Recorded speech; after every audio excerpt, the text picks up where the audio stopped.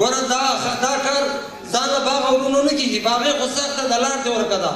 دا په داسې ورونو کېږي چې قلم در سره دی، راځئ چې د ټوپک په ځای دغه پښتنو باندې غږ وکړو چې قلم ترلاسه کړي او دغه غم یې وخورو، د راډیو نه غږ وکړو، ورته به ولیکو، نشراتو کې ورته خبر ورکړو چې راځئ دا کار وکړو.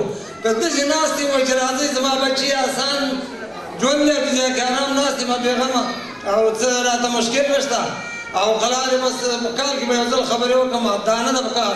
دا ځای ستاسې کور دی، دا مخکې هم دې ورونو ویله چې ځای راکړی، دا ستا د ټولو افغانانو دپاره شریف کور دی. هر وخت چې غونډې کوئ راځئ، دا ستاسې ځای دی. زما محترم ورونو په دې نه کېږي ښه دا ده چې 100 کسه وي که 30 کسه وي او په میاشت کې یو وارې دا ښه مشران چې په څه په منځ کې پوهې راټول شو او د دې باغ نه تدبیر ونیسو او پرېکړې وکړو چې کومه لار موږ غوره کړو او کوم شي باندې اقدام وکړو. دا به ډېره ګټوره وي چې موږ په داسې حالاتو باندې باید زر د زره میاشت په میاشت کې نو دا حالات ډېر تېز را روان دی. هغه یو طالب د استاد نه پوښتنه کړې وه، استاده دا حدیثونه خو ډېر دي خو د کل یو من بتر داسې خوله لګولې ده په موږ باندې هر ورځ نه بتر ده. تاسو ګورئ چې دې ورځې ارمان مو وکړئ، د دې نه باندې بده راځي. که موږ او تاسو یو نه شو، ځان ونه پېژنو او غوږ ونه کړو، باید نړیوال یې راته وښیو چې پښتون څه ګناه کړې ده. پښتون ستا په ضرر نه دی، باید پښتون سره باید تماس شي، په خبرو باندې حل کړي. په هر چا چې یو غږ باید موږ پورته کړو. زموږ هېڅ غږ د الوبا نه څوک دی چې ټیکې کړه چې کوم راډیو ته ورچکړه دا خپل نظر وي او دا باید په دې ښکاره کړو دا ټول نظرونه. دا زموږ او ستاسو وظیفه ده او دنده هم ده.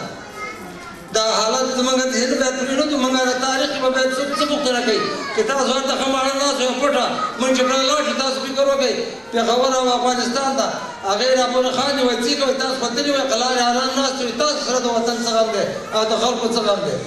قسمونه ورته خورو چې وروره موږ ستاسو باندې ډېر دردېږو، هره ورځ یې ټلویزیونو کې ګورو. وایي نه نه کوئ خو تاسو به یې غږ پورته کړی وی نو موږ دلته هېڅ هم نه کوو. واقعي خبره دا ده چې باید په دې باندې خبرې وکړو. حتما به یې میاشت کېنو.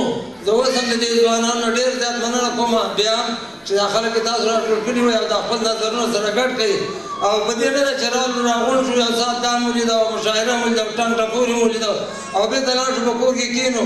د خپل بچو څخه خو زه ارام یم ته راوتی یم که حکم یو مې پاتې یم راوبیا به سمنویت دوره دا ده.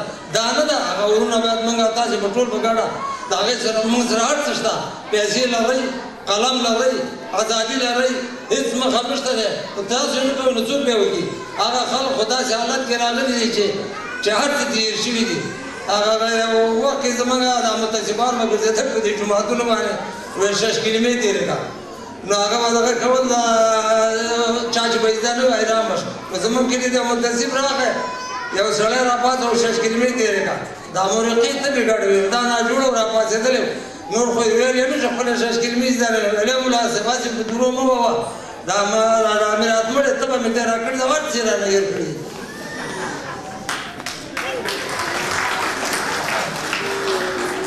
نو ورونو زه تاسو ته دا وایم چې د هغې ورونو نه دا ووایم که هغې نه هر څه هېر کړي دي ورخطا دي خو لږه ورسره ده.